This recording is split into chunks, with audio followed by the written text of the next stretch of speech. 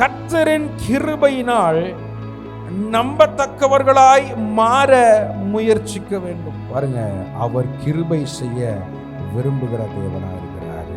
அல்லேலூயா. அவர் இரக்கம் உள்ள தேவனா இருக்கிறாரு. அவர் திரும்ப நம்மேல் இறங்குவார். நம்முடைய அக்கிரமங்களை அடக்கி நம்முடைய பாவங்களை எல்லாம் சமுத்திரத்தின் ஆழங்களிலே போட்டு விடுவார். அல்லேலூயா. ஒருவேளை ஆரம்பித்தது என்னவோ சரியாக ஆரம்பிக்காமல் நம்மளுடைய கிறிஸ்துவ வாழ்க்கை காணப்படலாம். ஆனால் நம்மிடத்தில் கர்த்தர் ஒரு ஆப்ஷனை தேவன் கொடுக்கிறாரு. நம்ம முடிக்கிறதை அவருடைய கிருபையினாலே நம்ம முடிக்கலாம். அல்லேலூயா, அல்லேலூயா. மீண்டும் அவருடைய கிருபையினால் தேவன் நம்மை நம்பத்தக்கவராய் மாற்ற அவர் வல்லவராக இருக்கிறார். அல்லேலூயா. அவர் நம்மை நம்பினதுனால தான் கல்வாரி சிலுவையிலே நமக்காய் மரித்து, நமக்காய் அடிக்கப்பட்டு, ரத்தம் சிந்தி நம்மளுடைய பாவங்களை கல்வாரி சிலுவையிலே அவர் பலியாக்கினார்.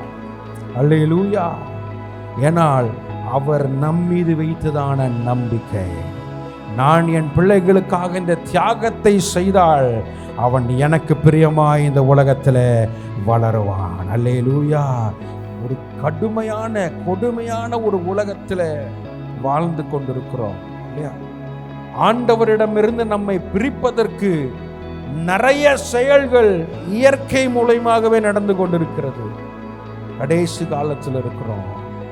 யோசித்து பாருங்க, அவரை நம்புகிறோம், அவர் நம்மை நம்ப முடியுமா என்பதை யோசித்து அவரிடத்தில் ஜெபித்து அவர் கிருபையினாலே மீண்டும் அவர் நம்மை நம்பத்தக்கவராய் மாற்ற அவர் வல்லவராக இருக்கிறார். அல்லேலூயா.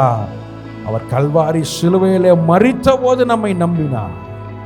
இப்போ சொல்லுங்க, மீண்டும் அவர் நம்மை நம்ப நம்மளுடைய முயற்சிகளை எடுத்து விசுவாசத்திலே வளர்ந்து அவரை மகிமைப்படுத்துவோம்.